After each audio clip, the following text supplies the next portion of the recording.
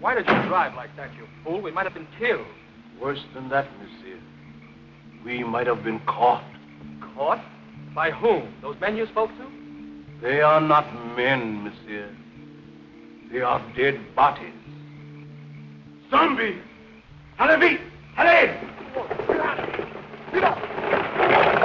The zombie, one of horror's most iconic monsters.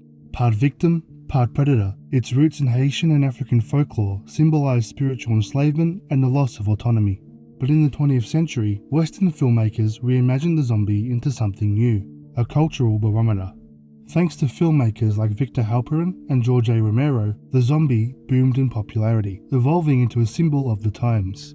In the 1950s, it embodied Cold War paranoia. In the 70s and 80s, it became a metaphor for consumerism, racism, and societal collapse. But by the 90s, zombie films had grown stale. Supernatural horror gave way to gritty crime thrillers and self-aware slashers that reflected a more cynical, grounded reality. For the undead to survive, they needed to mutate. Gone were the slow and shuffling, replaced with the fast and feral. The genre had to tap into a new fear, the fear of infection, of science spiraling out of control. Fears that, 2 decades later, would become terrifyingly real, proving that the best kind of horror doesn't just frighten us, it reflects the world we live in.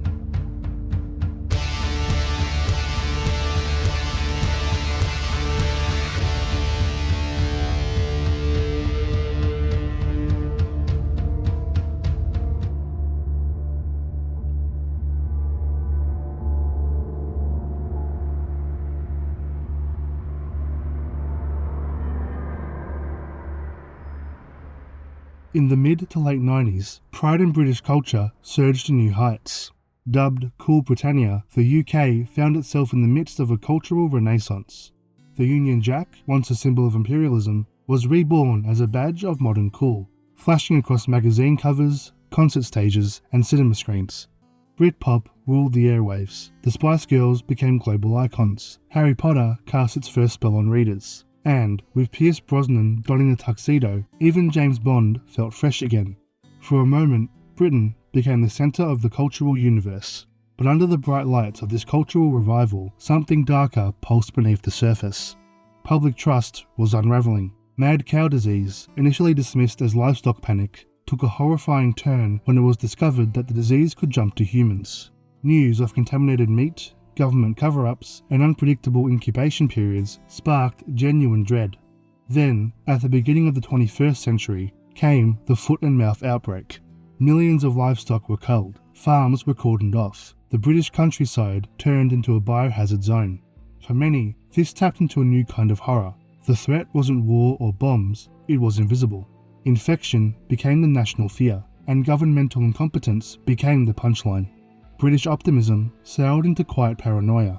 Out of this atmosphere of dread emerged a story, not commissioned by a studio, but born from the mind of a writer haunted by systemic failure. That writer was Alex Garland. It was just a paranoid story coming out of a paranoid time. Lots of stuff was happening in this country that felt like the right kind of social subtext or social commentary that you could put in a science fiction film. Our government's inability to deal with things like BSE, foot and mouth. You always felt that if a virus exploded into our country, our government would be 20 steps behind wherever the virus was. Garland was no stranger to generational disillusionment. His debut novel, The Beach, had captured the millennial thirst for escape, a backpacker's odyssey turned existential nightmare. The book became a literary hit and was quickly adapted into a big-budget Hollywood film starring post-Titanic Leonardo DiCaprio. Though the film was financially successful, critics felt it lacked the novel psychological complexity. Still, The Beach changed Garland's career. On set, he formed creative bonds with producer Andrew MacDonald and director Danny Boyle, both known for Shallow Grave and Trainspotting, two of the most vital British films of the 90s. Watching them work, Garland began to feel the pull towards a new medium, not just telling stories, but showing them. As the fear of infection gripped the UK, Garland returned to the stories that had shaped his imagination. The Day of the Triffids by John Wyndham, the bleak landscapes of J.G. Ballard's novels, and, crucially, the zombie epics of George A. Romero. But his idea to mutate the zombie genre wasn't just a nostalgic homage. It came, fittingly, during a moment of quiet, domestic normality. Sitting in front of his PlayStation, Garland booted up a game that also would redefine the zombie, just for a different medium.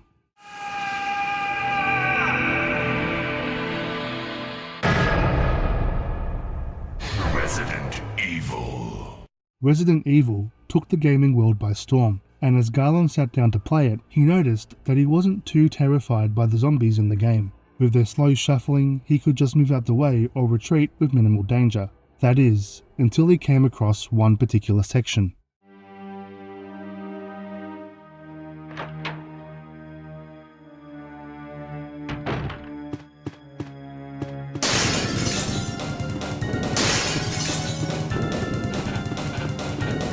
Suddenly, everything the game had been teaching him about zombies was thrown out the window. The slow horror became fast, ferocious, terrifying. Garland had his idea. What if zombies weren't slow anymore? What if they were fast, frenzied, rabid, infected? What if society didn't collapse gradually, but was obliterated in days? He poured that fear into a first draft, titled 28 Days Later, and shared it with McDonald and Boyle. Both were hooked.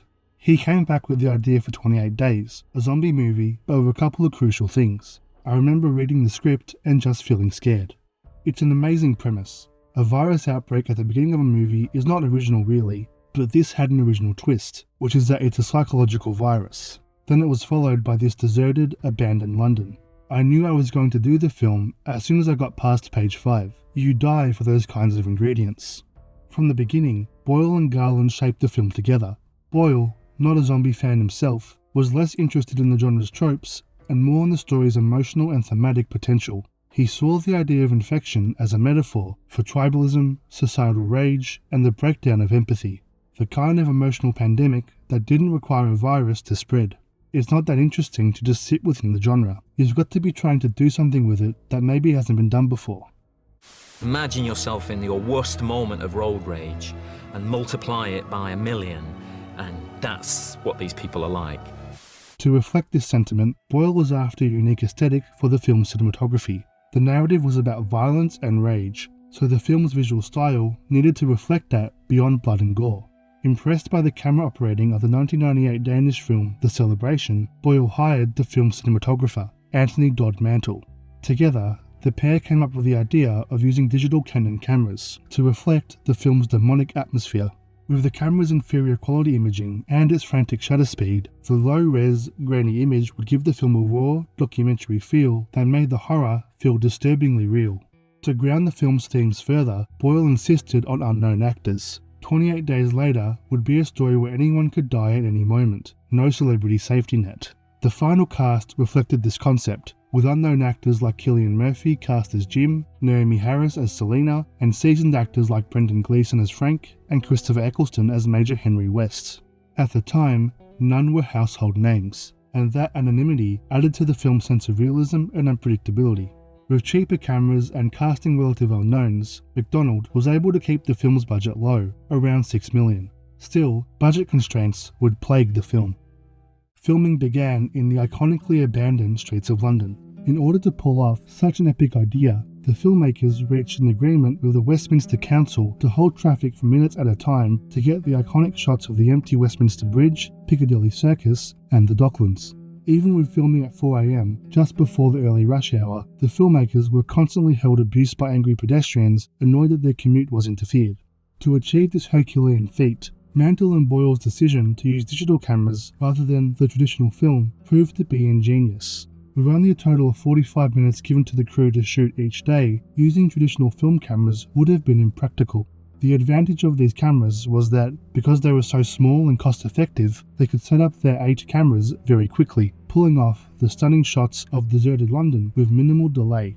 Still, filming in one of the busiest cities in the world proved challenging. It was very difficult because we had to deal with walkie-talkies, screaming commuters just out of frame, police asking when we'd finish, and 6 or 8 people operating cameras. It was hell. Even with these clever logistical tricks, the financing of the film dwindled as the production continued, pushing everyone to the brink. From the deserted streets of London to the empty M1 freeway, and finally to the Trafalgar Park mansion, the film's production mirrored its own subject matter, gripped by tension, uncertainty, and paranoia. As filming progressed, The creeping dread on screen was matched behind the scenes by dwindling finances and mounting logistical challenges. Things came to a head when, finally, the money had run dry. One night, McDonald declared to the cast and crew that there was no money remaining, forcing everyone to pack up and leave production without a satisfying conclusion. Lacking the necessary funds, Boyle, Garland, and McDonald were forced to assemble the film using the footage they had. The result, however, simply didn't land. Early test screenings were disastrous. Audiences were disengaged. Some talked through the film, others walked out entirely. Boyle later reflected on the experience with blunt honesty. The film just wasn't working. But in a twist worthy of the genre, failure became opportunity. Fox Searchlight, the studio that had agreed to distribute the film, was shown the same cut, and they hated it too. The ending in particular struck the wrong chord. It was unrelentingly bleak, emotionally hollow, and narratively unsatisfying. Yet, rather than abandon the project, Fox made a rare and risky decision. The studio granted the filmmakers additional funds to regroup, rewrite, and reshoot a new ending. This second chance proved critical. The final version was leaner, more emotionally resonant, and, crucially for the studio, far more marketable. The gamble paid off. 28 Days Later opened strong in the UK, but it was in the United States where the film truly erupted, grossing over $45 million domestically and $85 million worldwide on a modest budget. More importantly, it reshaped horror. Garland's reinvention of the zombie, reimagined as the infected, creatures not animated by death but by uncontrollable rage, set a new standard. The genre, once lurching and decaying, was jolted back to life. 28 Days Later ignited a wave of imitators and successors across film, television, and video games. Some refined its formula, others merely echoed its surface, but few matched its visceral energy, political undercurrents, or raw emotional immediacy. Now, over 20 years later, 28 Days Later feels less like a cautionary tale and more like a grim prophecy. In a world shaped by viral outbreaks, institutional collapse, and rising tribalism, the film's panic-soaked imagery and themes of societal breakdown strike with renewed clarity. To say a horror film has aged well is a double-edged compliment. Here, it affirms the enduring brilliance of Boyle and Garland's vision, but also underscores the unsettling accuracy of their cultural foresight. When fiction grows more recognizable with time, it becomes more than entertainment. It becomes a warning.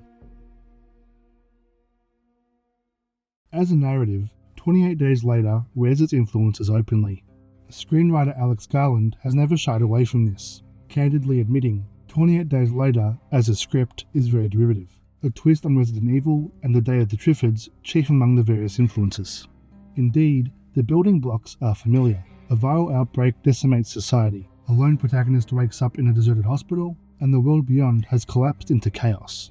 But where other genre entries lean into stylized action or pulpy thrills, 28 Days Later charts a different course. What truly sets 28 Days Later apart is the focus on the psychological aftermath of societal collapse. The horror doesn't just come from the infected, it comes from what people become when the structure of civilization vanish. This isn't just a film about zombies, rage, or infection, it's a film about fear, grief, control, and what remains of humanity when everything else is gone.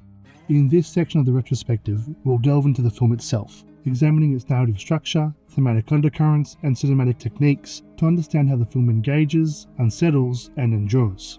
Let's get started. 28 Days Later doesn't open with zombies or empty streets. Instead, we're shown footage of riots, protests, public hangings, and brutal police crackdowns shown through a CRT screen.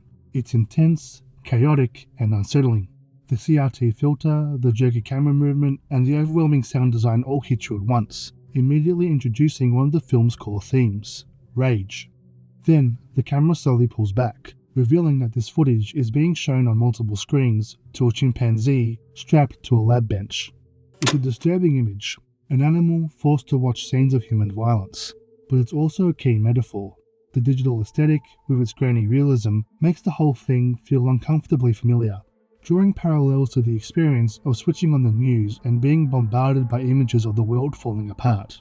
The chimp becomes a stand-in for the viewer, helplessly watching as larger forces unleash chaos, often in the name of order or control. So right from the start, the film sets up a powerful idea. Rage isn't the virus, it's the foundation. We soon learn that the lab is part of a Cambridge research facility for primates, where 3 animal rights activists break in, hoping to free the chimps. Their intentions are good, but their execution is sloppy.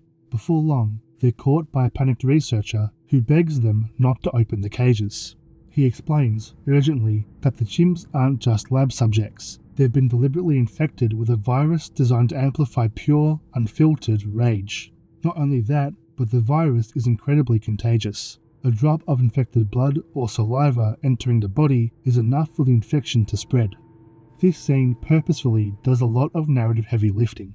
By front-loading all the exposition about the virus, how it spreads, what it does, and how dangerous it is, Garland avoids the need for more info dumps later on. We understand the rules of the virus within minutes, which clears space for the story to focus on atmosphere, survival, and emotional stakes from this point forward. Ignoring the warnings, the activists open a cage, and chaos breaks loose. One of them is immediately attacked by an infected chimp, and the transformation is brutal. She vomits thick, dark blood. Her eyes flood red. It's fast, grotesque, and completely overwhelming. In these few moments, we understand just how terrifying this virus really is. The rage virus strips away your humanity, reducing you to a husk of pure, unfiltered rage. Stylistically, this is one of the few moments in 28 Days Later that leans into familiar, pulpy horror conventions. It's a contained, high-stakes set piece with immediate consequences, meant to jolt the viewer into the film's nihilistic worldview. It's a hook, dramatic, horrifying, and urgent. It pulls the audience in and sets the tone for the dread that follows. 28 days later, our protagonist, Jim, wakes up naked and disoriented in a hospital bed. The room is sterile and silent, and as he stumbles out into the empty hallways, grabbing a hospital gown and piecing together his surroundings, it quickly becomes clear. He's alone. Completely alone. Later on in the film, we find out that Jim was, before the outbreak, a bike courier who had been hit by a car right before things went to hell, hence the coma. Now, waking up to emptiness, Jim's wandering through the empty hospital is a slow, methodical search for connection and understanding. He moves past empty corridors, abandoned nurses' stations, eventually arriving at a row of old phone booths. It's a brief but potent image, this desperate attempt to reach out, to contact someone, anyone. It's not just about finding people, it's about re-establishing a link to the world he used to know. What's really smart here is how the film communicates Jim's inner world through restraint. Cinematographer Anthony Dodd Mantle made a conscious choice not to go the expected route of shaky, frantic camera work to emphasize Jim's confusion. In fact, he specifically said, this was not a film that needed any more fear and disaffection due to the camera movement, because there's already enough of that in the story. And he's right. Director Danny Boyle and Mantle don't oversell the horror. Instead, they lean into stillness. There's no music, the camera lingers quietly. The lighting is harsh and naturalistic, but not stylized. It almost feels like we're watching Jim inside a dream, adrift in a strange, empty void. That quiet, eerie stillness makes the isolation hit even harder. It doesn't just make us observe Jim's loneliness, it makes us feel it. Hello? After gulping down a can of warm Pepsi, Jim heads out into the streets of London, carrying whatever supplies he can scavenge. However, what starts off as a surreal dream quickly warps into something far more nightmarish. Visually, the film leads hard into this sense of abandonment. Boyle and Mantle use towering, empty shots of brutalist architecture looming over Jim, creating an atmosphere that feels both alien and familiar. Extreme wide shots place him as a tiny, solitary figure swallowed by the urban sprawl. He's not just alone, he's dwarfed by a world that seemingly erased all signs of life. There's no score at first, only silence, but then, slowly, the faint hum of a guitar fades in, quiet, mournful, and bleak. It builds just enough tension without ever overwhelming the scene, subtly aligning the viewer's emotional state with Jim's. Confusion, dread, awe. And crucially, it invites us to connect with him, not through action, but through atmosphere. As he walks past landmarks deeply ingrained in British culture, it becomes clear, London is utterly deserted. Now, yeah, if you stop and think about it, the idea that central London is completely empty without even a single corpse lying around just doesn't hold up to scrutiny. It's not a realistic approach to a post-apocalyptic event. But Boyle and Garland have openly admitted this was an intentional decision. It wasn't about logistical accuracy, it was about emotional clarity. By stripping the city of everyone but Jim, the film isolates his experience even more. It amplifies the loneliness, the vulnerability, and the growing fear of what might be lurking just out of view. It's a calculated bit of abstraction, and it works brilliantly. Upon the film's release in 2002, this scene became one of the most iconic moments in modern British cinema. The image of a city as massive and globally symbolic as London, reduced to silence and stillness, had an immediate and lasting impact. And when the film reached American audiences, that impact took on a whole new dimension.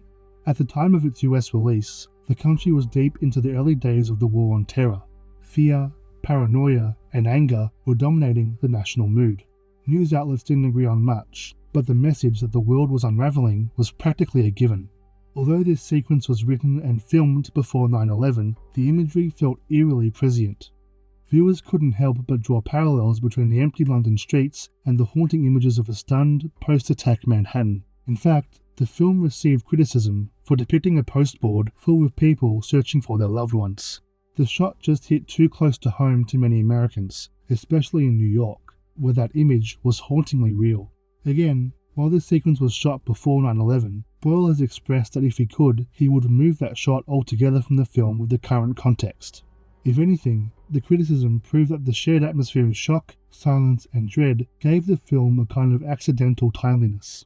28 days later, with its desolate cityscapes, biological horror, and themes of societal collapse, felt like a mirror held up to the West's growing sense of anxiety and rage. That connection is part of what made it such a success in the States. And here's the thing, if that sequence felt timely then, it feels uncannily relevant now. Sure, the sight of an empty city doesn't carry the same impact it once had. The idea of a deserted urban centre no longer feels speculative. It's part of our lived experience. But the emotional core of that imagery still hits hard. Because it's not just about physical emptiness, it's about emotional and social disintegration. Today, we're dealing with controversial governments, worsening climate disasters, staggering wealth inequality, and the fallout from a global pandemic that exposed just how fragile our systems really are. 28 Days Later may be a horror film, but its underlying questions are deeply human and political. What happens when we lose the ability to connect? What happens when anger replaces empathy? The rage virus in the film isn't just a plot device. It's a metaphor for the emotional and ideological infections that seem to be spreading across the real world. And so, as Jim stumbles to a quiet, broken London, the film leaves us with a haunting question, one that's arguably more urgent now than ever. What's left of a civilization once it's been destroyed by rage? The film does eventually grapple with this question, but at this stage, Jim is still trying to process what's happened. He's overwhelmed, confused, and grieving a world that seems to have disappeared overnight. That sense of disorientation is anchored by the film's powerful visual choices, many of which draw directly from real-world tragedy. One moment, where Jim picks up wads of British pound notes strewn across the pavement, was based on a photograph taken in Cambodia after the fall of the Khmer Rouge. Money, once a symbol of structure and value, rendered meaningless in the wake of collapse. Through it all, Jim remains the emotional throughline. His confusion and disorientation grow in tandem with the slow build of the music, culminating in a jarring moment when he accidentally sets off a car alarm. It's a sudden, violent noise that snaps both Jim and the audience out of the eerie calm. The sequence then ends with a haunting image, a notice board covered in flyers, photos, and desperate handwritten messages, people begging to reconnect with lost loved ones. Eventually, Jim's aimless search leads him to a seemingly abandoned church. And this moment does more than just deliver the film's next horror beat. It marks the beginning of Jim's deeper arc. What he's really searching for here isn't just shelter or information. He's looking for meaning, for someone or something to tell him what's happened and what to do next. He's lost, physically, mentally, spiritually, and in that sense, heading to a church makes perfect thematic sense. It's a place where humanity has always gone in times of crisis, looking for guidance or comfort. But as Jim walks deeper into the church, past ominous messages scrawled on the walls, it becomes clear this place won't offer him salvation. Reaching the balcony, he peers down to find the pews littered with corpses. Thanks to the film's lo-fi digital aesthetic, the dead are depicted not as distinct individuals, but as a writhing mass of indistinguishable limbs. The sight of a once sacred place reduced to a dumping ground for the dead is more than just chilling horror. It's thematically loaded. The church, an age-old symbol of meaning and moral guidance, is empty and rotting.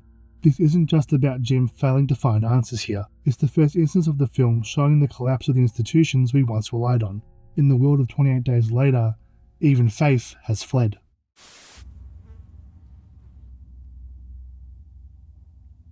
Hello? That moment has never stopped unsettling me. There's just something about it, the pacing, the silence, the sudden descent into horror that makes my stomach just drop. Up to this point, the film does a brilliant job of lulling the audience into a false sense of ease. The world is empty, so where's the danger? And that's exactly what makes the reveal so shocking. What's worse, they just stare at Jim, mouths agape, and that stillness, that pause before all hell breaks loose, is unbelievably effective.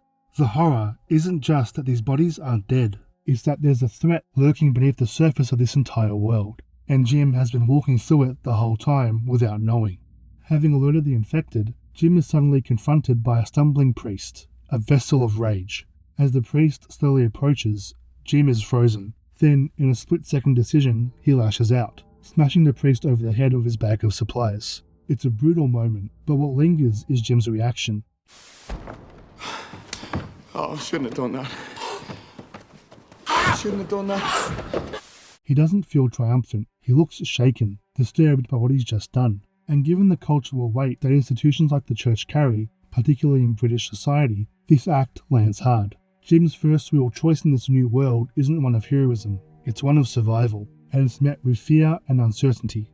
That emotional tension quietly marks the beginning of Jim's arc, the loss of safety within institutions in a world that no longer plays by those rules. The infected priest was portrayed by Toby Sedgwick, a renowned movement director and a pioneer of physical theatre. Boyle's decision to cast athletes and physical performers for the infected wasn't just about speed, it was about intent. The infected don't just run, they thrash, they lurch, they charge with purpose. Sedgwick helped choreograph this behaviour, training actors to move with a kind of unpredictable aggression that feels animalistic, almost alien. To complete the look, actors were given vivid red contact lenses and shown archival photos of rabies victims from the 1930s, frothing and writhing at the sight of water. Yeah, she's got rabies, just like my friend Bob Sacamano. Look at that, she's delirious. She's foaming at the mouth! The result is chilling. These aren't slow, shambling zombies. These are predators, and they're furious.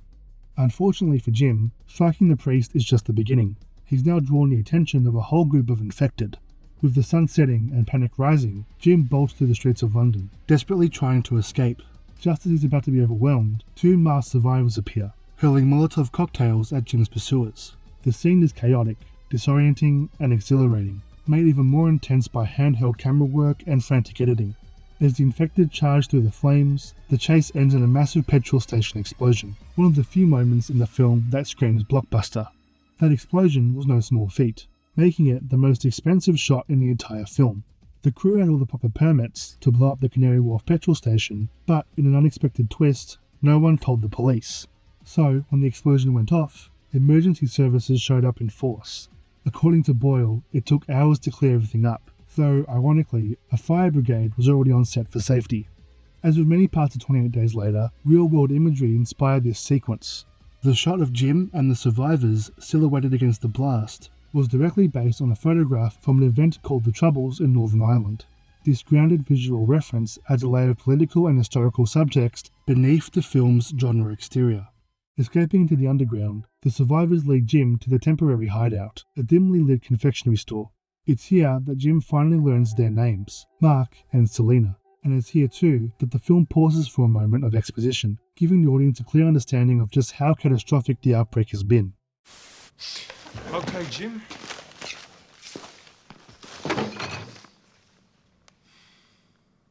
I've got some bad news.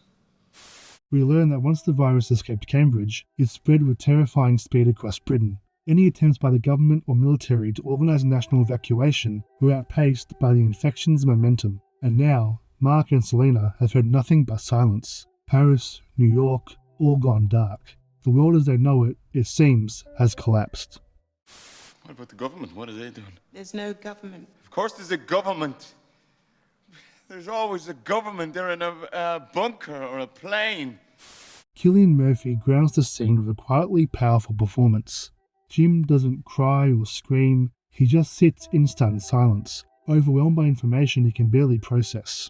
His confusion mirrors the audience's own sense of disorientation, and that's key to understanding Jim as a character. He's someone who, up until this moment, has lived in a world built around the assumption that order, structure, and institutions will protect him. Now, with no sign of rescue from the government, the army, or even the church, Jim has no one to protect him. He's completely alone. Slipping into denial rather than defiance, Jim insists his parents must still be alive, even as Selena and Mark, with hard-earned realism, tell him otherwise. Despite their warnings, Jim is adamant. Mark, still holding on to a sense of kindness, agrees to help him find his way back in the morning. Another aspect of this scene is Boyle's favourite thematic ideas quietly emerging. Survival in this world means living off the remains of a dead society, not just in terms of shelter or tools, but even food. Instead of fresh meals, survivors are reduced to living off processed, synthetic snacks. Maltesers, Pepsi, there's a quiet irony here. The comfort of the old world is still around, but stripped of meaning.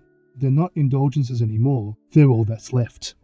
The next morning, the trio makes their way to Jim's house, carefully navigating the infected city via the overhead tracks. When they finally reach Jim's family home, the tone eerily shifts. The house is bathed in a warm, yellow light, evoking a fleeting sense of safety and nostalgia. It's peaceful. Too peaceful. That calm is immediately shattered when Jim finds the bodies of his parents upstairs. Sadly, they've taken their own lives, choosing suicide over the risk of infection. The moment is heartbreaking, and it's even more powerful when Jim discovers a suicide note written on the back of a childhood photo. The emotional weight of the scene is reinforced by the soundtrack specifically, a haunting version of Abide With Me, a hymn traditionally associated with mourning and remembrance.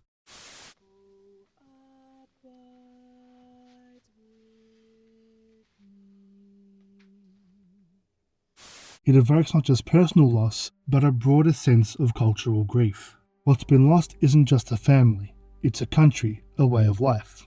From a technical standpoint, the prosthetics used to depict Jim's parents are disturbingly lifelike, grounding the scene in a cold realism. It's a reminder that in a zombie story, death isn't always loud or dramatic. Sometimes it's quiet, deliberate, and unbearably sad. It also adds another layer to Jim's arc. His search for safety, for structure, for a paternal guardian continues, but with each new revelation, that hope grows dimmer. Selena tries to comfort him, saying that he should be grateful that his parents died peacefully. But Jim isn't convinced. It's not the kind of closure he was hoping for. That leads to a deeply affecting moment where Mark shares his own story, the loss of his family during the outbreak, in a far more violent circumstance. The crowd was surging. I lost my grip on my sister's hand. It's a long monologue, and keeping a dialogue-heavy scene like this visually interesting is no easy task. But Boyle and Mantle make a smart visual choice. As Mark speaks, Selena's body dominates the frame, gradually pushing Mark to the edge of the screen until only part of his face is visible. It's subtle but effective. It communicates the emotional weight of the story, as well as the shrinking space Mark occupies emotionally. He's being overwhelmed. It's here we start to see the first hint of a surrogate family forming. Jim has lost his parents. Mark and Selena have lost everyone. Maybe, just maybe, there's something to be rebuilt between them. With night falling and the streets too dangerous to navigate, Selena decides they'll stay in Jim's house until morning. As Mark and Selena sleep, Jim is left alone with his thoughts. In one of the film's most visually distinct sequences, we see Jim reminiscing about better times, shot in Super 8. The shift in format functions like a visual memory, dreamlike and removed from the harshness of the present. But that moment of reflection is cut short. Jim, needing light, makes the mistake of lighting a candle in the dark. I'll start working on them then.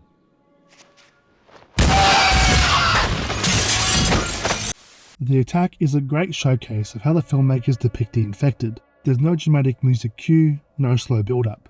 Instead, we cut to a jarring, almost abstract series of POV shots on the infected as they race through the streets towards the house. The edits are quick, messy, and disorienting. It's a blink and you'll miss a moment that makes the infected feel like an unstoppable force, already on their way before we even know it. Saved by Mark and Selena, Jim somehow manages to avoid becoming infected, but not all were so lucky. Mark?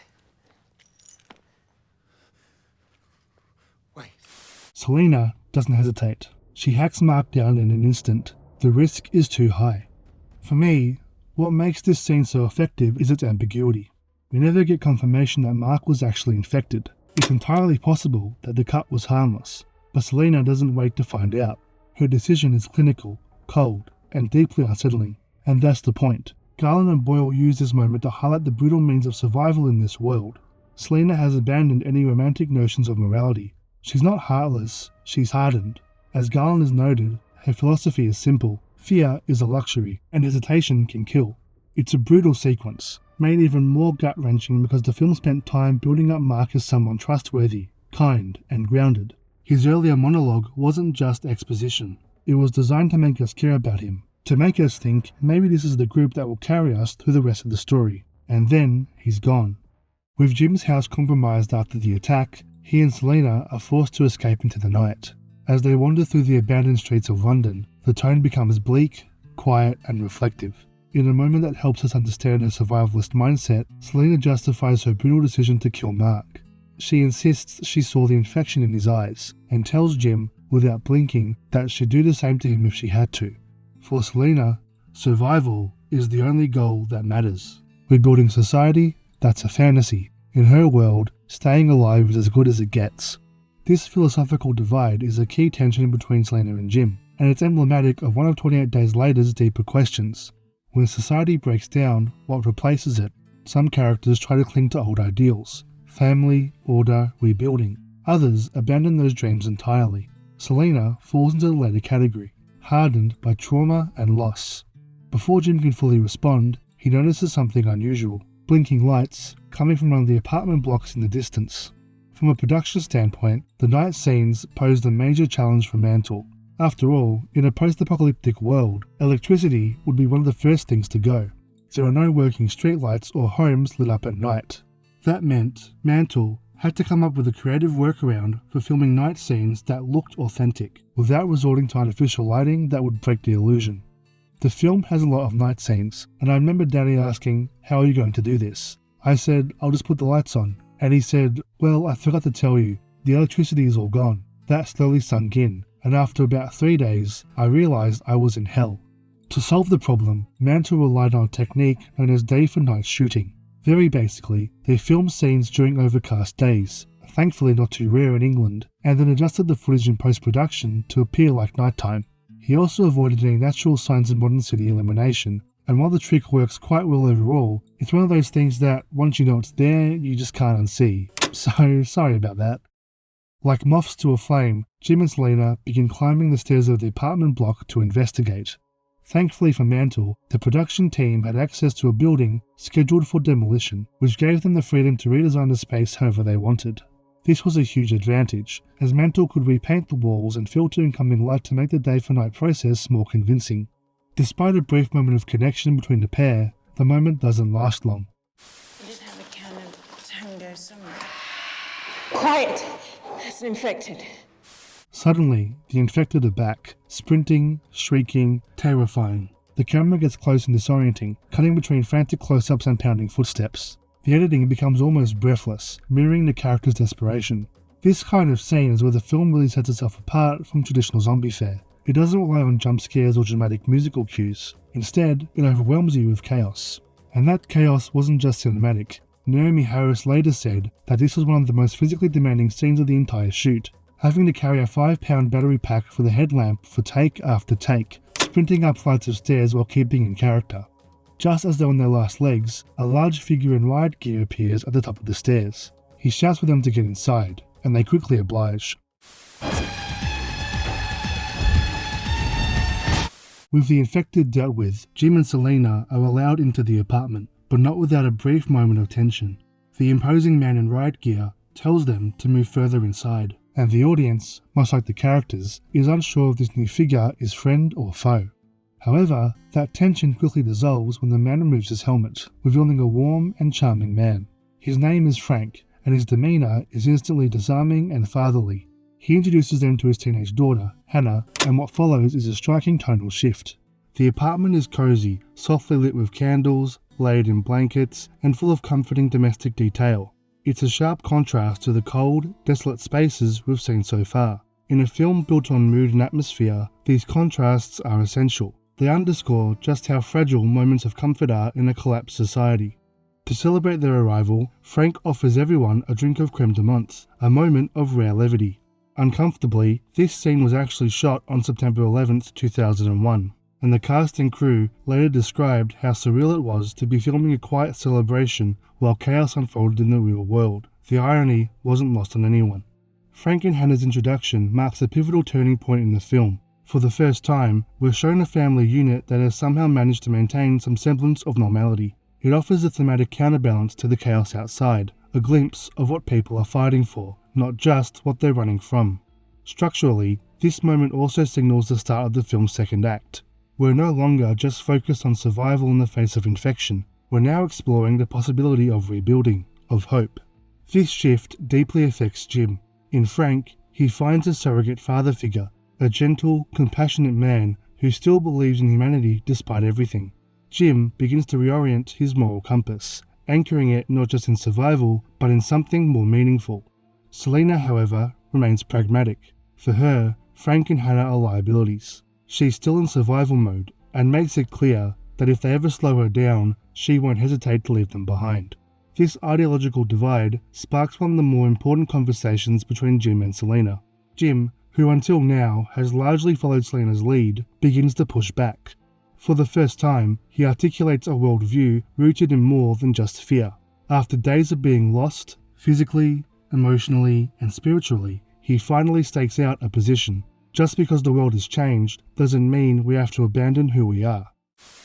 Right, because if they slowed you down... I'd leave them behind. In a heartbeat? Yeah. I wouldn't. The next morning, Frank shows Jim the harsh reality of their situation. On the roof, a sea of buckets, bins, and even laundry baskets stretch out in the hope of catching rainwater, but it hasn't rained in weeks.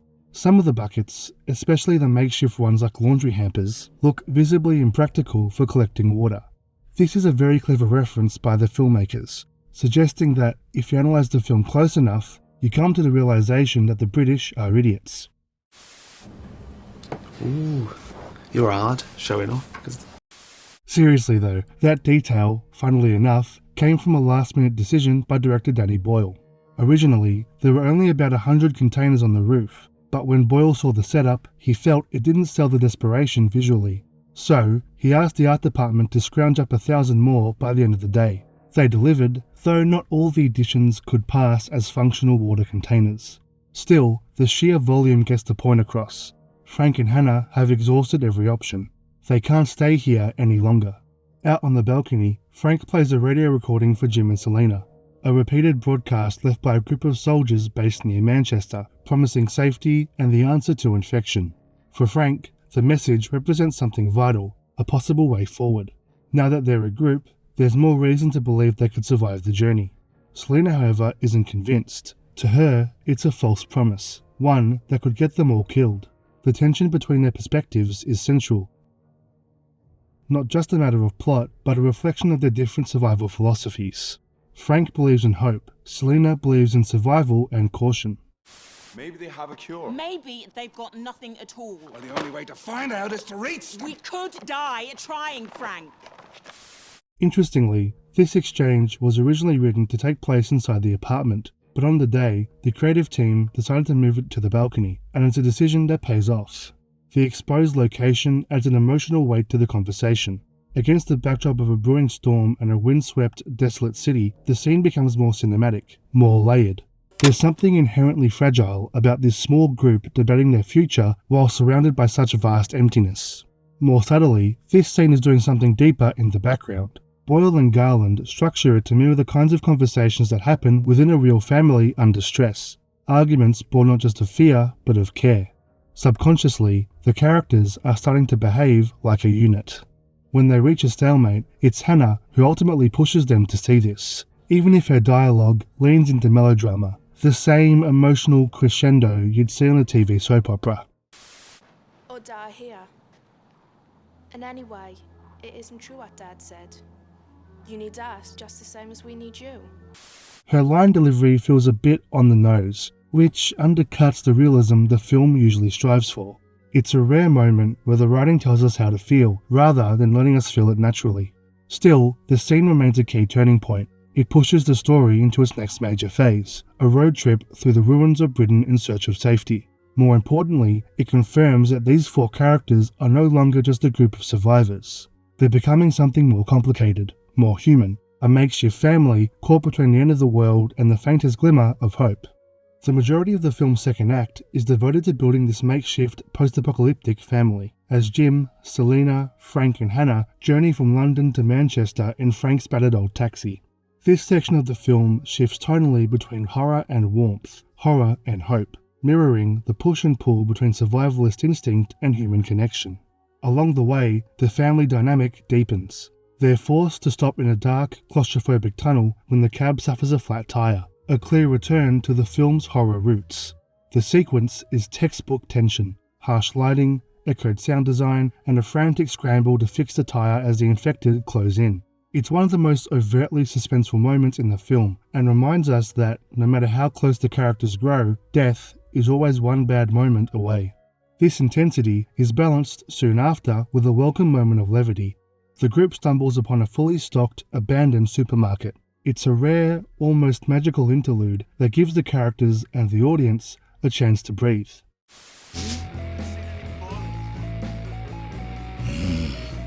Irradiated.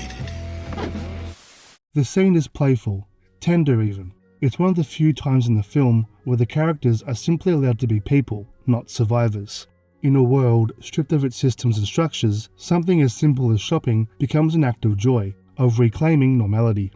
Stopping to refuel, Jim decides to explore a deserted gas station alone. It's a crucial turning point for his character. Up until now, Jim has been largely reactive, often relying on others to lead. But here, he steps forward. Not to lead, though, but to simply act out. Inside the station, he stumbles across a cluster of corpses. It's a grim scene, and one that triggers something deep within him. We hear it first in his breathing, quick, shallow, and strained.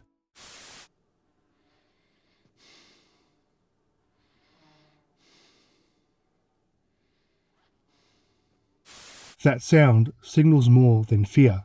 It's frustration, grief, and, more importantly, anger. In an almost self-destructive move, Jim yells into the dark, inviting danger. And he gets it.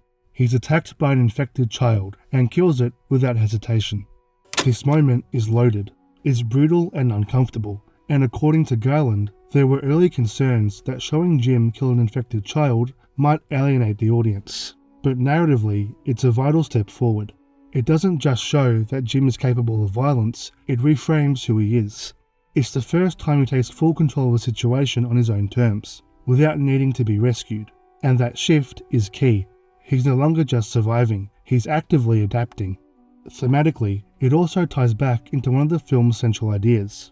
Rage isn't just something that infects others, it's something that lives inside of all of us. The virus may be spreading through blood, but the emotional trigger it represents, anger, grief, helplessness, is already there, bubbling under the surface. Back on the road, the family drives along an eerily empty motorway, passing wind turbines still turning, yet now completely functionless. Symbols of progress rendered pointless. To shoot these moments, the production team coordinated with local police to execute what's called a rolling block. This technique involves slowly halting traffic behind the film crew to create a convincing illusion of emptiness on what are normally busy roads. It's a logistical feat that adds to the dreamlike quality of the journey, another moment where realism is traded for atmosphere, where the world feels deserted not because it logically should be, but because it needs to feel emotionally hollow and abandoned. During a picnic stop, Boyle and Garland use the setting, an overgrown ruin of a past civilization, to visually communicate the themes of the scene. The characters are literally eating lunch amid the remnants of the old world, surrounded by what once was modern and thriving. Boyle has mentioned he liked the idea of staging the moment among the ghosts of the past, with the implicit question, can something new and better rise from all this? That's the central tension of this section, not just survival, but what survival means. The conversation between Selena and Jim here adds another layer. Selena muses on what's been lost, not just the people, but the culture. No more books to be written, no more films to be made. There's a palpable sense of cultural mourning here that feels incredibly grounded, and while it's played somewhat lightly in the dialogue, it cuts deeper if you sit with it. This is a world that will never get to know that Viggo Mortensen actually broke his toe when he kicked that helmet in anger. Truly heartbreaking.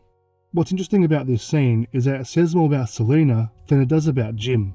Up until now, Selena has been focused purely on survival, cold, efficient, guarded.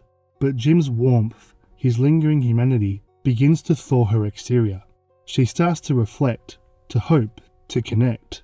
It's a subtle but meaningful shift. This is the beginning of her emotional reawakening. For Jim, meanwhile, his emotional arc is still heavily tied to the search for paternal stability. We see this clearly in the next scene, as night falls and Hannah struggles to sleep. Selena pulls out a bag of prescription drugs and offers Jim a Valium to share with Hannah. The sibling and fatherly energy that comes across in this scene is fundamental to Jim's arc. Frank has become Jim's anchor. Come on, Frank. Let her live a little. Give her off of one. All right, we're on. And that dynamic is cemented even further when Jim drifts off into a nightmare. He dreams he's alone again, back in that terrifying early state of disorientation and isolation. Mantle returns to the use of Dutch angles here to emphasize Jim's destabilization, his fear of losing this fragile connection he's just found. Stirring in his sleep, Frank comforts him, leading the dazed Jim to mumble, Thanks, Dad.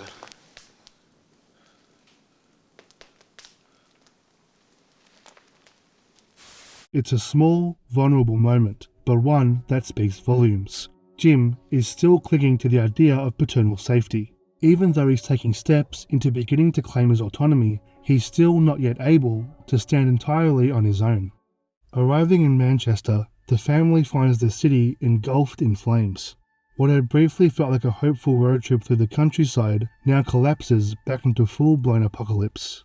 Their arrival at the military blockade doesn't bring the safety they were promised.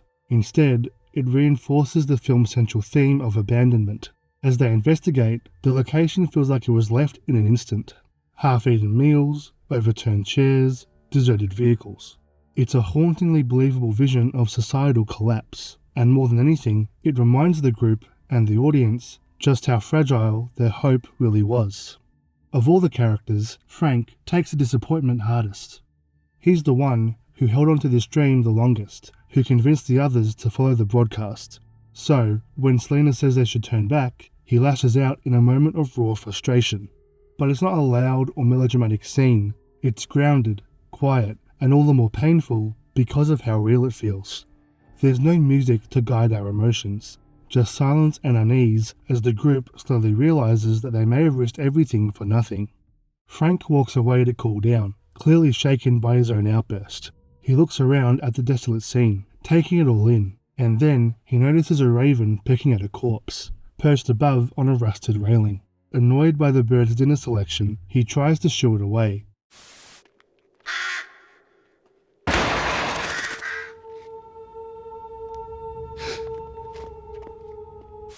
It's a quiet moment, but it hits like a hammer. Frank knows instantly what's happened, and we do too. The score, by John Murphy, begins to build slowly beneath the scene, not overwhelming it, but enhancing the weight of the moment. As Frank begins to lose control, we see him desperately trying to stay human long enough to say goodbye to his daughter. It's a brutal and emotional sequence, and it speaks volumes to the film's character work that, despite only knowing Frank for about 30 minutes, his death hits as one of the film's most tragic moments. Jim and Selena rush to help, but it's already too late. Selena immediately takes on the protective role, shielding Hannah while calling on Jim to kill Frank before he turns fully. For Jim, this is another major test of his growing independence and strength, being asked to kill someone who has, for all intents and purposes, become a father figure to him. It's here where the film's signature style for filming the infected becomes heartbreaking. Throughout the film, Mantle has altered the frame rate whenever the infected are on screen, creating this twitchy, frenzied, almost demonic quality to their movements. So, when Frank begins to turn and the camera switches into this distorted visual mode, it's a clear signal. He's no longer the same man. There's no going back. Just as Jim is forced to make the impossible decision, soldiers arrive and shoot Frank dead. But rather than relief, their arrival only raises more questions. The way they're introduced, faceless, covered in gas masks and full body armor, makes them feel alien, even threatening. Boyle wanted the soldiers' introduction to look unnatural, and it works. Rather than symbolizing safety, their presence feels like the start of a new threat. In that moment, the tone of the film shifts. Up until now, the threat has been external, the infected, the collapse of civilization. But from here on out, the danger begins to come from within the very structures meant to protect the survivors. It's a turning point in the story, one that deepens the film's ongoing critique of authority, military control, and blind trust in systems. The film isn't saying that safety is impossible, it's just warning us that it's rarely where we're told to find it. After Frank's death, Jim, Selena and Hannah are taken in by the soldiers and transported to their base, a fortified British manor house, surrounded by barbed wire and trucks mounted with machine guns. On paper, this place seems like everything they've been hoping for: security, shelter, and the return of some kind of order. But it won't take long to realise that this order is deeply flawed. It's here we meet Major Henry West, the last of Jim's surrogate father figures, and one of the film's most quietly unsettling characters. From the moment the group arrives, there are subtle but deliberate clues that this new safe haven might be just as dangerous as the world outside. When they first pull up, the camera lingers on a low-angle shot of Corporal Mitchell, played by Ricky Harnett, leering at Selena and Hannah, while Jim is barely acknowledged in the background. It's a small but telling shot, foreshadowing the soldiers' priorities and setting the tone for what's to come. West himself greets them with the calm, professional air of a military officer, but his focus is disturbingly off. Rather than offering condolences for Frank's death, which has torn Hannah's world apart, West instead launches into a sales pitch, boasting about the mansion's running hot water. Well, we've got beds with clean sheets and a boiler that produces hot water, so you can all have a shower. You look like you need one. There's a coldness to him, a detachment that prioritizes infrastructure over humanity. It's a red flag, and it plants a seed of discomfort that will only grow. Whether intentional or not, the third act of the film draws strong Lord of the Flies parallels. The soldiers, all young men, which must have been a deliberate choice, are isolated from the rest of society, and with that isolation comes a regression into a more primal, hierarchical order. They become performative, juvenile. They mock one another, joke about the taxi Frank once drove, and reduce cooking duties to a gendered punchline, dressing the cook in a feminine apron and turning him into the subject of ridicule. This plays directly into one of the film's broader thematic concerns: the danger of reverting to old power structures in the face of crisis. This becomes more explicit when Major West takes Jim aside, seemingly to bond with him. He explains that the radio broadcast wasn't a lie. The answer to infection really is here. The only catch? It's not the answer Jim was expecting. The exchange happens in the backyard, away from the others, and it's here where West's ideology becomes clearer.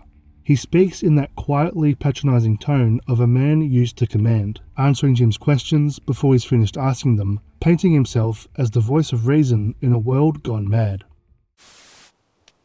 We're just hoping for the answer to infection. And then, a subtle but revealing moment. While explaining how the fires in Manchester drove the infected into the countryside, West refers to the infected as them. It's a slip, but a telling one. He doesn't see the infected as people who were once human, once family, once one of us.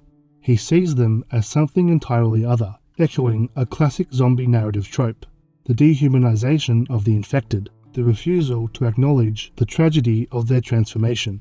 For West, the infected aren't people to mourn, they're a problem to solve. As Jim listens, he's visibly uncomfortable, solidified when West ruffles his hair, a patronizingly paternal gesture which reads as anything other than affectionate. It feels invasive, controlling. Jim's response is subtle but meaningful. He doesn't say anything, but the look in his eyes says it all. This isn't the kind of father figure Jim needs. In fact, Jim's arc throughout the film has been about moving past the need for protection and guidance. Frank was warm and supportive, a nurturing presence who helped Jim survive the early stages of the apocalypse. But West represents the flip side: order through control, survival through dominance.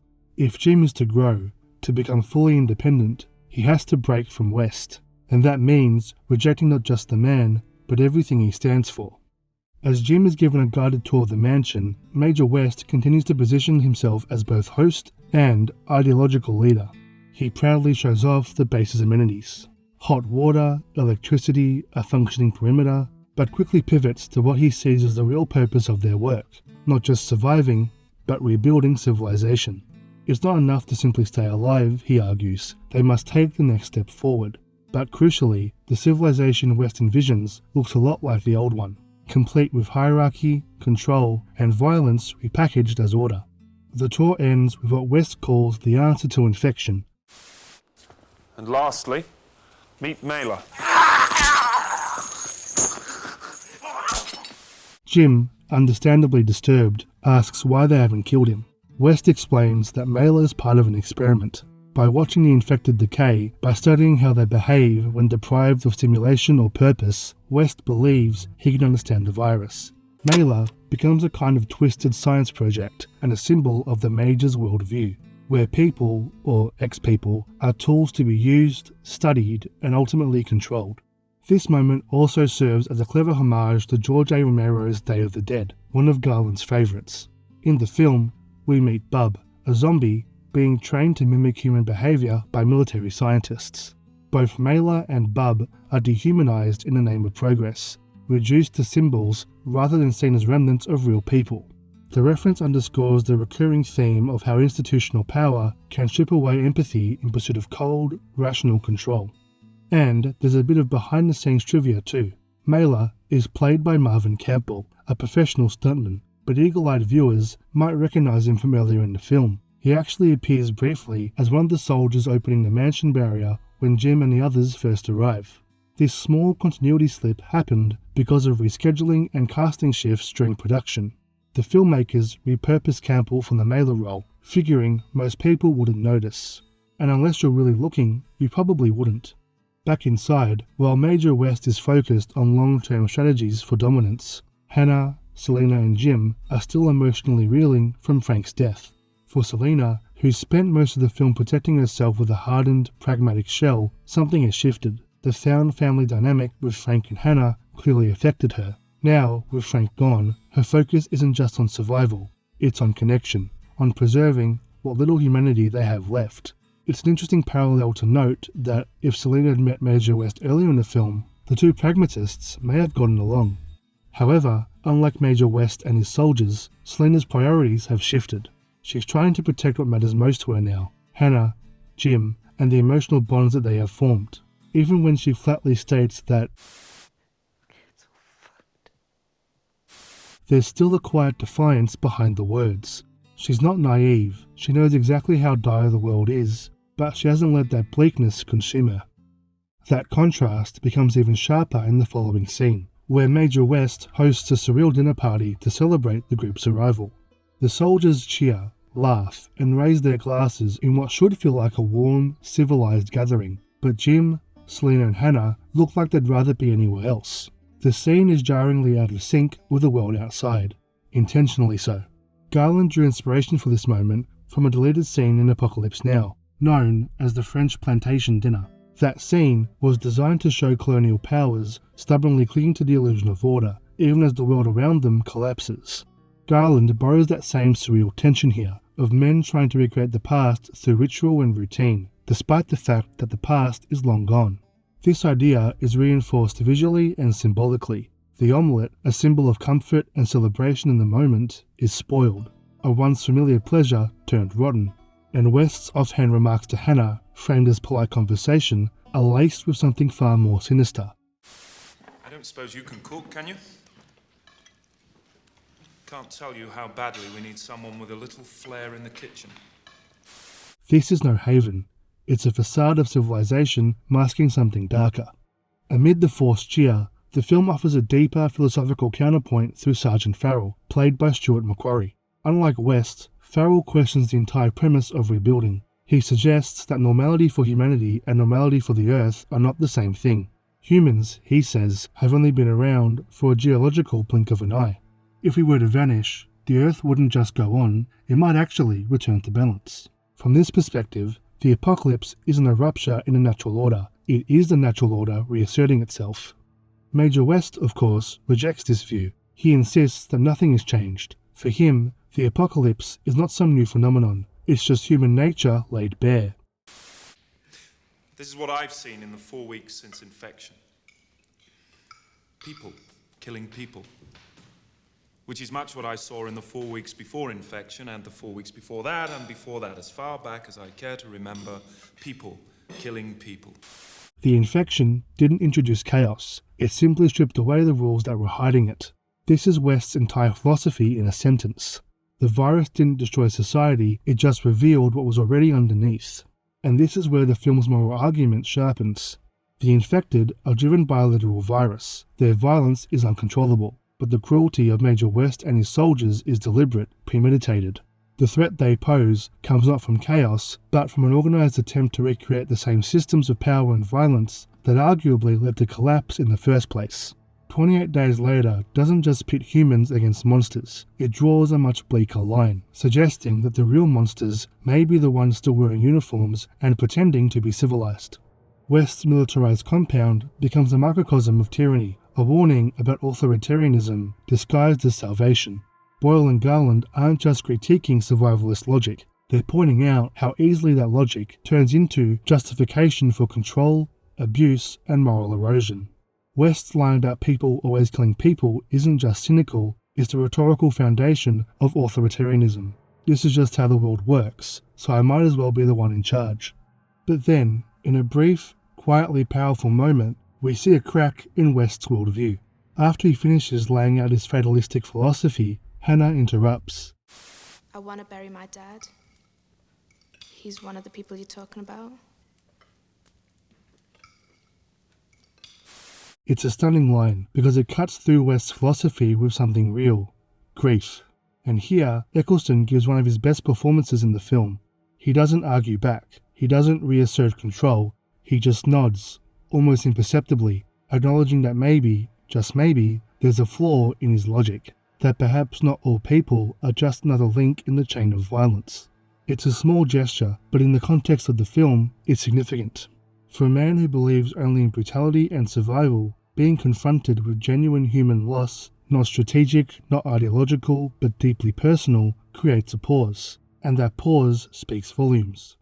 This philosophical debate is interrupted by the shriek of another kind of horror, the infected triggering one of the landmines outside the mansion.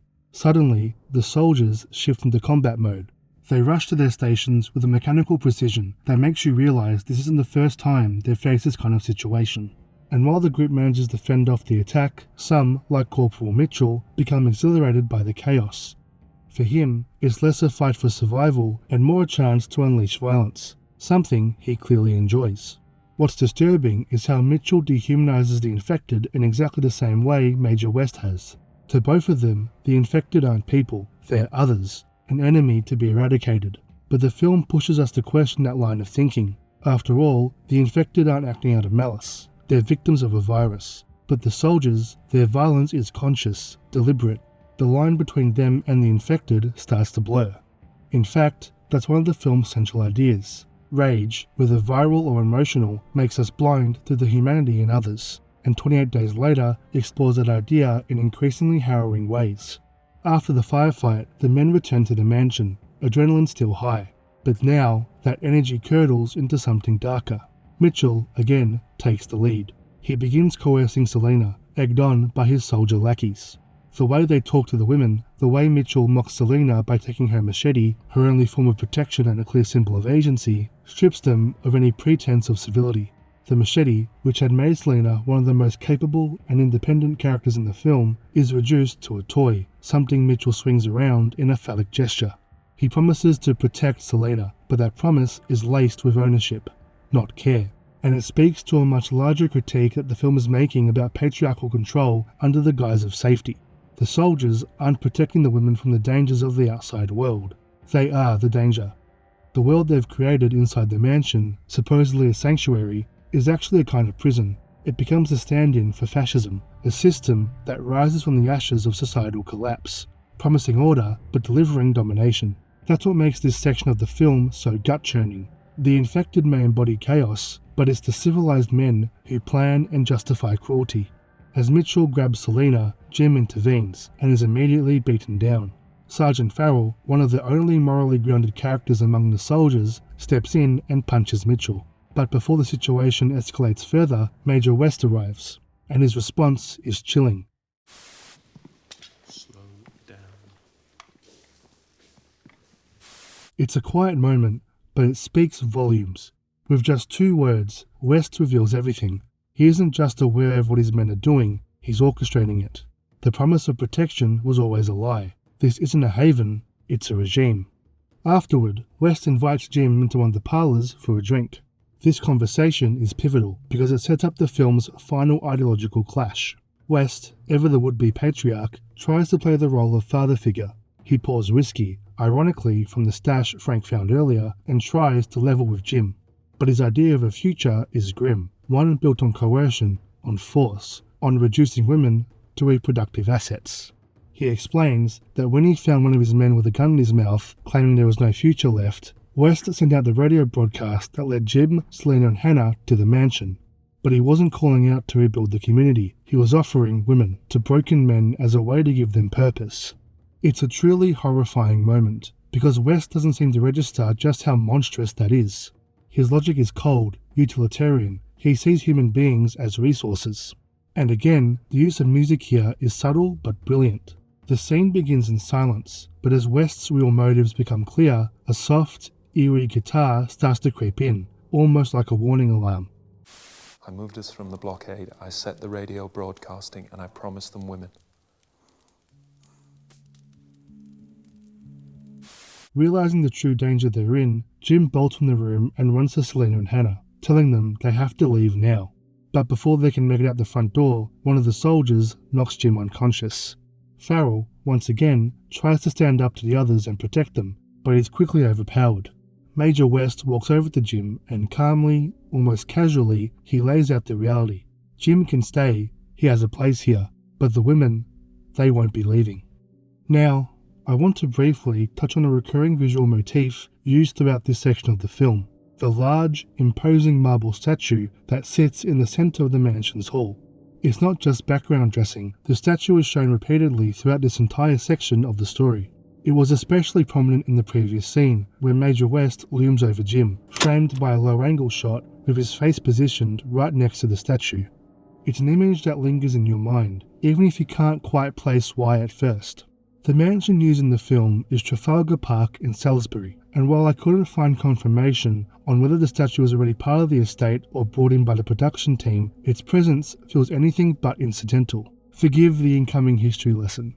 The statue is a replica of Laocoon and his sons, also known as the Laocoon Group, one of the most iconic sculptures from antiquity. The statue depicts a priest of Apollo, Laocoon, and his 2 sons, being strangled to death by sea serpents sent by the gods. In the myth, Laocoon tries to warn the Trojans not to bring the wooden horse into the city. Beware of Greeks bearing gifts, he famously says. But the gods, siding with the Greeks, punish him and his sons with a horrific death, silencing his warning and clearing the path for Troy's fall. For the Romans, Laocoon's suffering ultimately served a greater purpose. It encouraged Aeneas to flee Troy, which would eventually lead to the founding of Rome. But, when viewed more broadly, the statue is a striking representation of human suffering, of innocents caught in the crossfire of forces far more powerful and indifferent than themselves. So, how does this all relate to 28 Days Later? Well, while many viewers, myself included the first time I saw it, might not recognize the specific mythological reference, the emotional impact is still clear.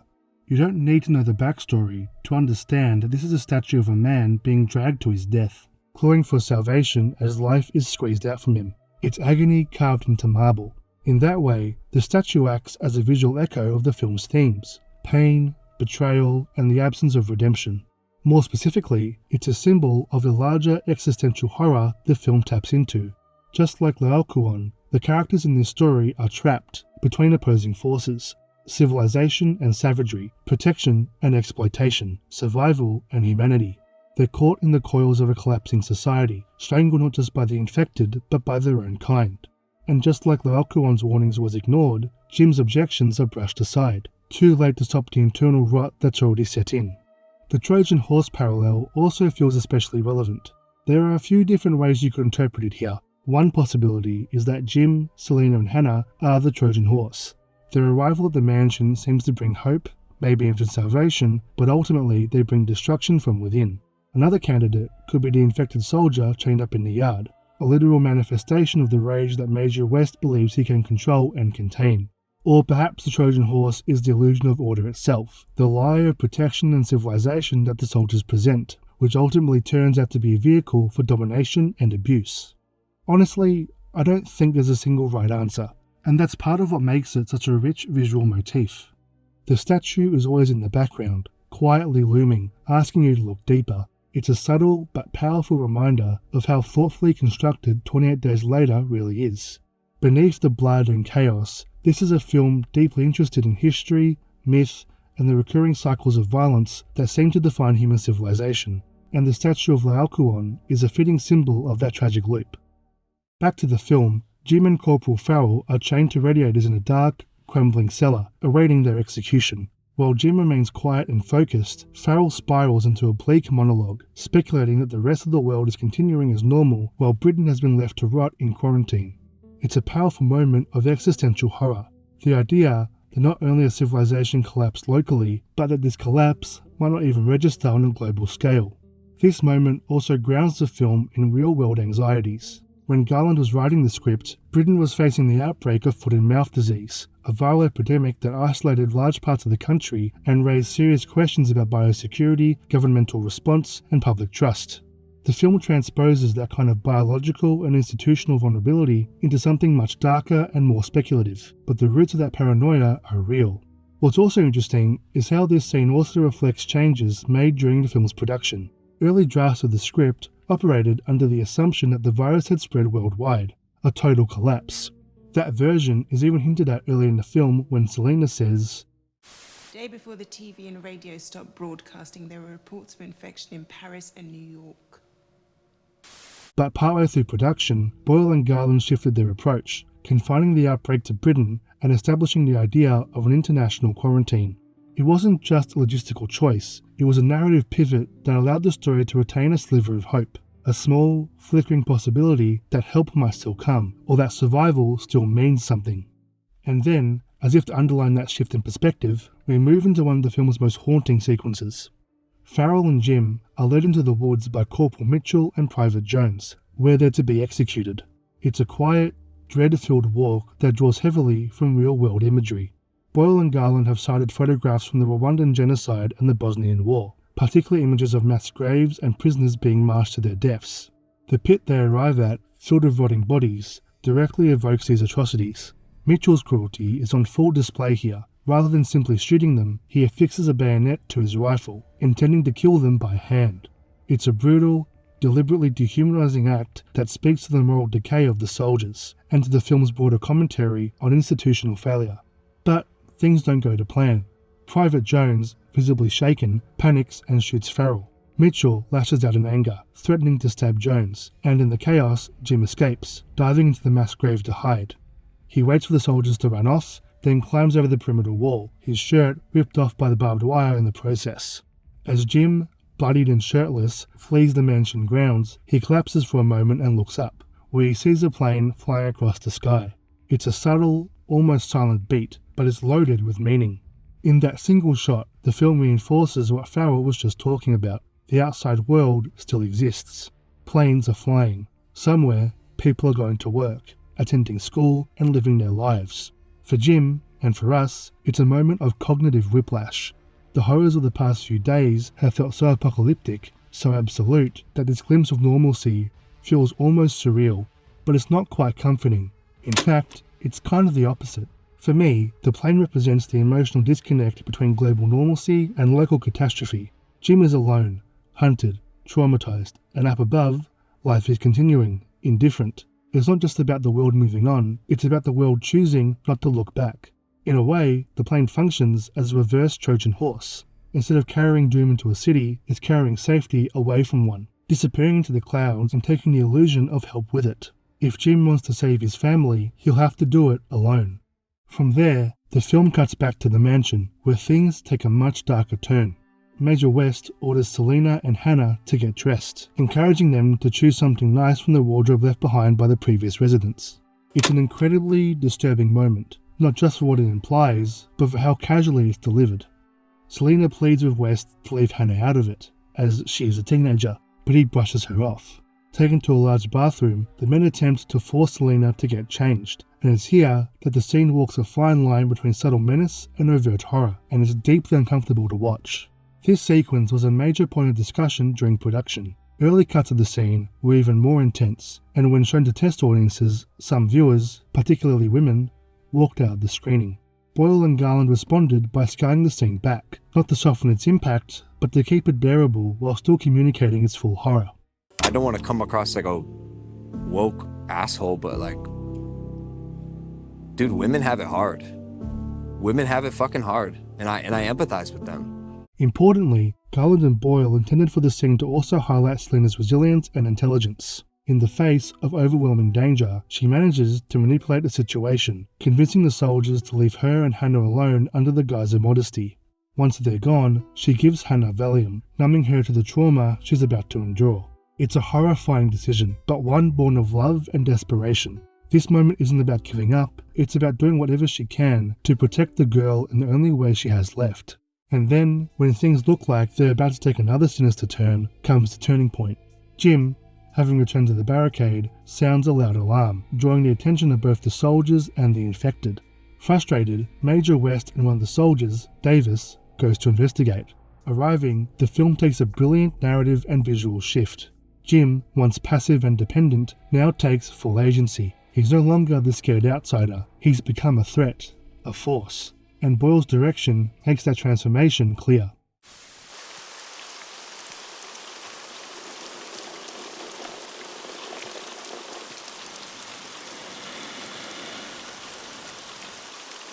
The film now deliberately blurs the line between Jim and the infected. He's faster, more aggressive, more ruthless, but the film never frames this as a loss of humanity. It suggests, instead, that rage, under the right circumstances, can be righteous. Jim hasn't caught the infection, but he has caught something else. The knowledge that survival sometimes requires violence. And in a world where the supposed protectors have become predators, that's not a descent into madness, it's an act of resistance. The scene also smartly borrows visual language from earlier horror classics. Take the moment where Davis looks up, for example. It's a direct homage to Alien, specifically the scene where Brett searches for Jones the cat. Just like Brett, Davis is ambushed and killed by something far more dangerous lurking in the shadows. Jim's transformation is fully underway, and it's one of my favourite scenes in the film. When he places Davis's body in the driver's seat, it's not just a tactical move, it's psychological warfare. It's just so deliberately malicious and twisted by Jim. He's playing mind games now, using the same manipulation and misdirection that the soldiers used on him. It's a small, brilliantly dark beat. Jim turning their methods back on them. And it works. West, now clearly rattled, fires blindly into the dark at a sudden noise behind him. The predator has become prey. I also love how Boyle handles the approach of the infected, especially in this moment.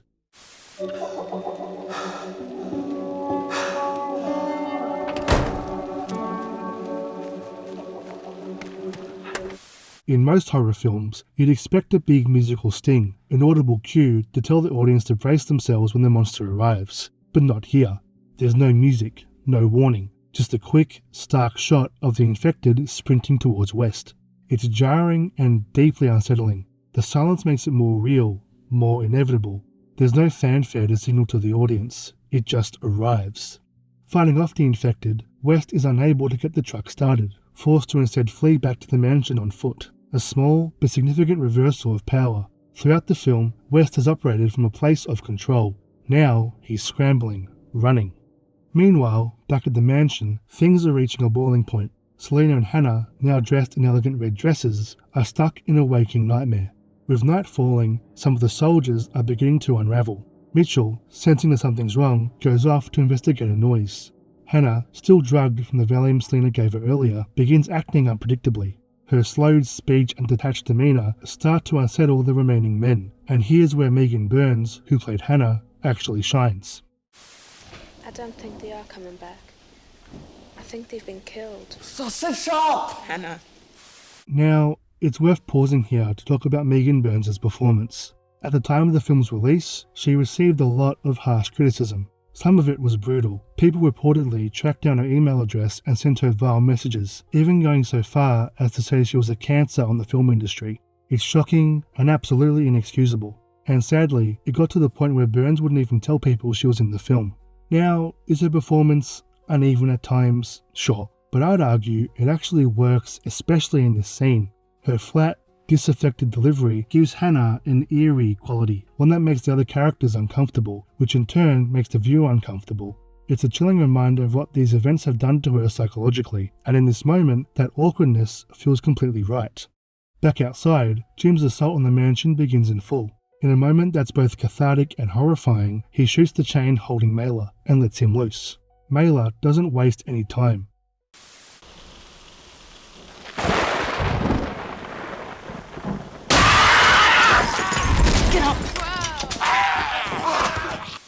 It's absolute chaos from here. Selena and Hannah make a break for it, racing to the front door, only to be intercepted by Mitchell, who's still trying to maintain control. He orders them back inside, but the balance of power is shifting rapidly now. The infected are inside the house. Panic is spreading. What's all the fucking shouting about?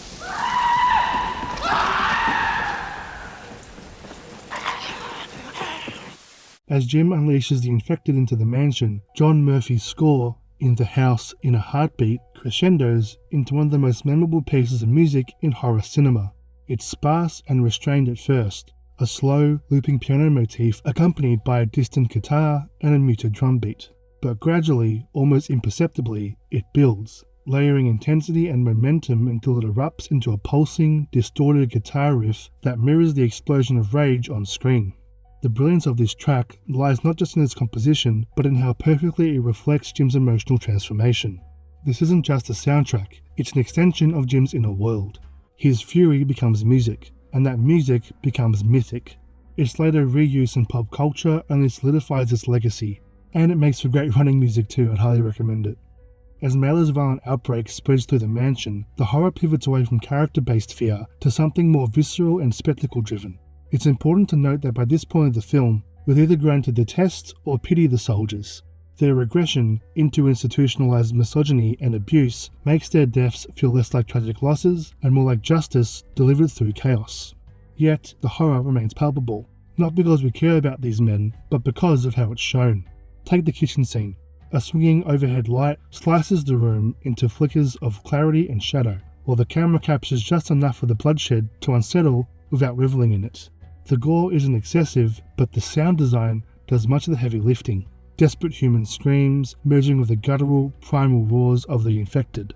Marvin Campbell, who plays Mailer, deserves special praise here. His performance is haunting, a full body embodiment of wrath.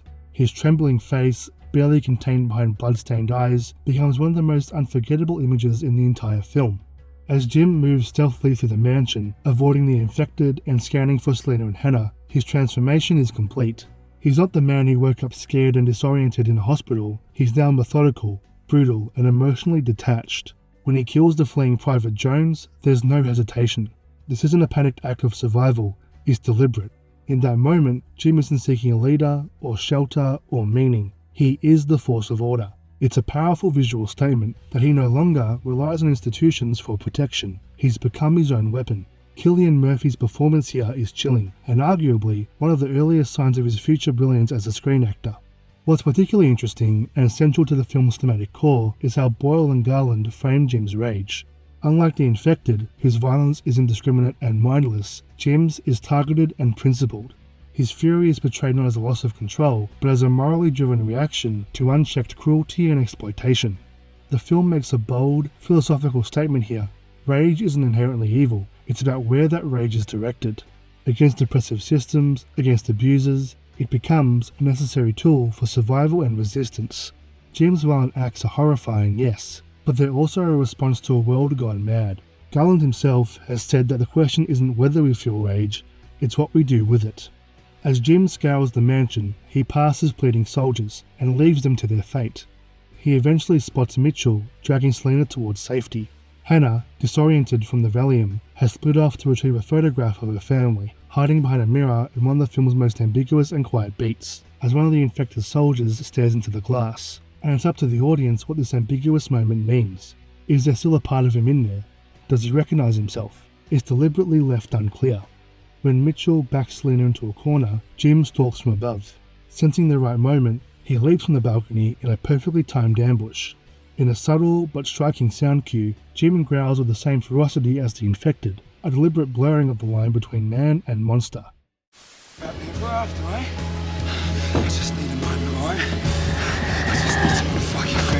His attack is brutal. He slams Mitchell's head into the wall and finishes him by pushing his thumbs into his eyes. Yo, that one there was a violation. Personally, I wouldn't have it. It's pure savagery, and again, Cillian Murphy's expression sells it, his face twisted with unfiltered rage. Selena, frozen, watches in horror. For a moment, she believes Jim has become one of them, not just metaphorically, but literally infected. This is where the film beautifully brings its character arcs full circle. When they first met, Selena was the cold, efficient survivor, willing to kill anyone she had to. Jim was hesitant, compassionate.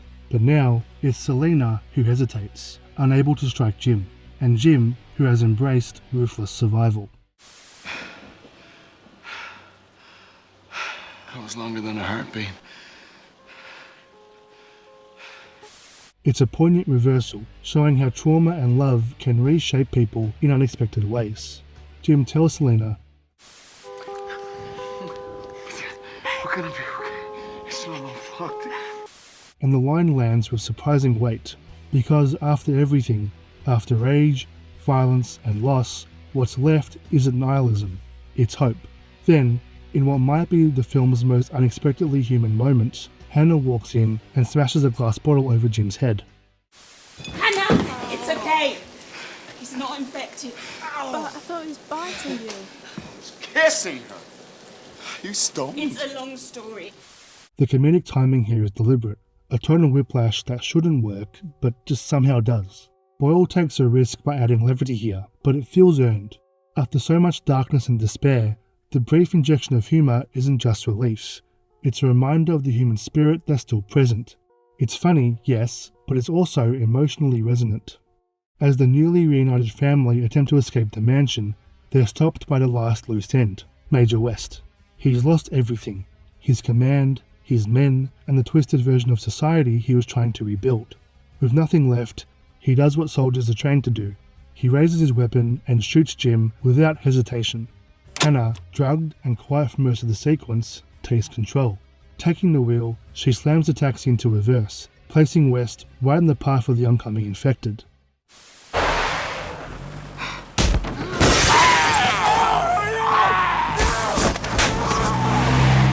Now, that moment has always stuck with me, not just for the poetic justice of it, but for how absurdly brutal it is. Mel doesn't open the door, he doesn't break the glass with a weapon, he punches through the rear windshield in one hit. And that got me thinking, is that even remotely possible? Let's break it down. Car rear windows are made of tempered glass, which is significantly stronger than regular glass. On average, it can withstand about 20,000 to 24,000 pounds per square inch of force. An average person's punch? Somewhere around 150. Even an elite fighter, say a heavyweight boxer, might reach around 800. So, for Mel to break that glass with one punch, he would need at least 20 times the strength of a pro fighter. That's just superhuman, and that's the point. It reinforces the idea that the infected aren't just frenzied humans, they're pure, undiluted rage made flesh. They're not logical or strategic, but in moments like this, they're relentless. As Jim, Selena and Hannah escape, they reach the locked gates of the mansion's entrance. With no time to spare, with the injured Jim dying from the bullet wound, they decide to tear through the gates and escape, the film cutting to a freeze frame of Selena and Jim midair inside the cab. It's a moment of triumph, but it's brief, unresolved, and we cut to black. Then, 28 days later, Jim wakes up in a bed, mirroring the way he began the film, but this time, he's not alone. Through quick flashes, we learn Selena saved Jim from the bullet wound and nursed him back to health. As Jim makes his way downstairs, we see a jet's POV flying across the British countryside, flying over the infected, who have slowly begun to die out. Hannah, Finishing up the final touches of their message, races into the cottage, telling the pair that she heard the jet. Immediately, they all race out onto the hill, finishing their message, hello, as the jet flies over. There's a subtle but important stylistic shift here. Unlike the gritty, digital aesthetic of the rest of the film, this ending is shot on traditional film stock. Boyle and Mantle made this choice deliberately, to visually mark a transition. The texture is softer, warmer, more tangible. It suggests a world that, while still scarred, might be healing. Boyle said he felt a responsibility to offer a glimmer of hope at the end. After such a relentlessly bleak journey, ending in despair would have felt dishonest. And that hope, crucially, doesn't come from military might or institutional power. It comes from community, from three people who have learned to rely on each other, who have chosen cooperation over domination. The film's final message is clear. The old systems, militarism, patriarchy, unchecked authority, are crumbling, but maybe something better can grow in their place. A future built not on fear or control, but on empathy, interdependence, and resilience. Even Jim's arc reinforces this. He begins the story as a passive, confused man waking up in a nightmare. By the end, he's taken action, made sacrifices, and found connection. His violence, while brutal, is directed, not aimless like the infected, or self-serving like the soldiers.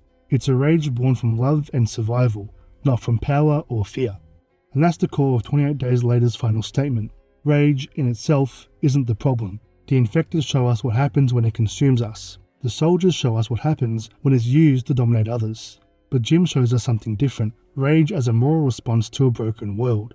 When balanced with humanity, when tempered by love and loyalty, it can become a force for change. That, ultimately, is what makes 28 Days Later stand out. Not just as a horror film, but as a story about what we lose and what we gain when everything falls apart. 28 Days Later was very much a product of his circumstances. The film's production was marked by a tight budget, and by the time the original shoot wrapped, the team had yet to land on a satisfying conclusion. Several endings had been pitched throughout development, but the version they tested with audiences didn't land well. Recognizing the film's potential, Fox Searchlight stepped in with just enough money to shoot a more hopeful and emotionally resonant conclusion. That said, the other endings are still available to watch, and given how thematically rich this film is, I think it's worth breaking down each of them and exploring what they suggest about the story's core ideas. The first ending is partially preserved in the final cut, shown through brief flashes. Selena and Hannah rush Jim, badly injured, through a deserted hospital. They eventually find a workbench and frantically attempt to save his life. But, despite their efforts, Jim dies. The final shot sees the two women walking away down the hospital corridor alone. It's an incredibly bleak way to end the film, and, to be honest, it feels a bit empty.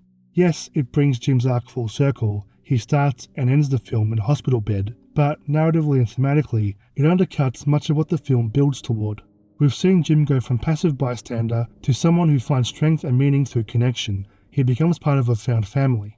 To kill him right at the moment he's completed that transformation feels almost cynical and needlessly edgy. The ambiguity of Selena and Hannah's fate only adds to that sense of hopelessness. While ambiguity can be powerful, here it feels more like a gut punch just for the sake of one. The second version is a slight variation on the first. Jim still dies, but we now see flashes from his mind as he slips away. These include the moment of his bike accident that put him in a coma, images of everyday life in pre-apocalypse London. While it's an interesting idea, Jim mentally returning to the normalcy he's lost, the execution doesn't really support the emotion it's aiming for. Part of that is the visual limitation. Cillian Murphy acting in front of a green screen of city traffic just looks very goofy. But more than that, it doesn't deepen the themes in any meaningful way. We already understand what's been lost. Showing us Jim's life before the outbreak, especially after he's just died, doesn't offer any new insight. It just reaffirms his death with a melancholy flourish. If anything, it undermines the idea that Jim's transformation mattered. The third ending is where things get a little wild. This one was never shot, only storyboarded, and is included on the Blu-ray as a narrated sequence by Garland and Boyle. In this version, the story abandons the soldier subplot entirely. Frank still gets infected at the Blockade, but instead of being killed, Jim and Selena manage to restrain him. The group then discovers a research facility, revealed to be the same one from the film's prologue, where a lone scientist has survived. The scientist reveals there's only one way to save Frank, a full-body blood transfusion. Jim, having the same blood type, agrees to sacrifice himself. The film ends with Selena, Hannah, and her cured Frank walking free, while Jim, now infected, is strapped to the bed, thrashing violently, mirroring the chimp from the beginning of the film. The same disturbing footage from the prologue plays over this image, bringing everything full circle in a different, more literal way. Now, from a narrative perspective, it's easy to see why this one didn't make the cut. The full body transfusion stretches plausibility to its absolute breaking point. Even Boyle admits in the commentary how absurd it would have been to execute. And that was the problem right there with this ending. We'd established that one drop in the eye will infect someone, then how the flying fuck are we going to sell the idea that this blood transfusion idea is going to work? Still, thematically, there's something interesting here. Jim willingly sacrifices himself to save someone else, which aligns with his arc of growing into someone who acts out of empathy and love. But the imagery of him thrashing like an animal reintroduces a kind of nihilism that clashes with the emotional weight of that sacrifice. It's a provocative idea, but ultimately one that feels more like an intellectual exercise than a coherent conclusion. When all is said and done, the ending that made it into the final cut is, in my opinion, the strongest. After everything the characters have been through, and after the relentless bleakness of the world they inhabit, ending on a hopeful note doesn't just feel earned, it feels necessary. Boyle himself has said that ending on a nihilistic note would have been disingenuous. The story isn't just about the breakdown of society or the horrors of rage, it's about what people do in the face of those horrors. Do they cling to old systems, or do they forge something new, built on trust, community, and shared survival? The final shot, with Jim, Selena, and Hannah spelling out hello for a passing jet, is a direct counterpoint to the film's opening. Where the beginning is defined by isolation, the ending is about connection. It suggests that there is a way forward, not through power or violence, but through empathy and collaboration. It's not a tidy resolution, but it doesn't need to be. What matters is the possibility of something better. So, while each ending offers a different thematic emphasis, death, memory, sacrifice, the one they landed on gives us something the others lack: hope. And after 2 hours of unflinching horror and despair, that glimmer of light feels not just appropriate, but essential. Like many great entries in the horror genre, 28 Days Later's social analysis works less as a direct political statement and more as a kind of cinematic Rorschach test. It bottles up a very specific infection and post-9/11 anxiety, a fear of societal collapse, of institutions failing, of rage, literal and metaphorical, spreading uncontrollably. It's this ambiguity, this refusal to offer easy answers, that makes the film linger long after the credits roll. In doing so, the film didn't just revive the zombie genre, it redefined it. It stripped the zombie down to its most primal, most terrifying form, and then rebuilt it into something leaner, faster, and more relevant to a modern audience. Boyle and Garland traded shambling corpses for sprinting infected, but they also injected a human story into the chaos, one about connection, morality, and the thin line between survival and savagery. That combination of striking imagery and raw emotional storytelling propelled 28 Days Later to instant cult status. It's arguably one of the most influential horror films of the 21st century, not just because of what it says, but because of how it says it. And with success like that, critical acclaim, box office returns, cultural impact, it's no surprise what comes next. Find out if lightning can strike twice.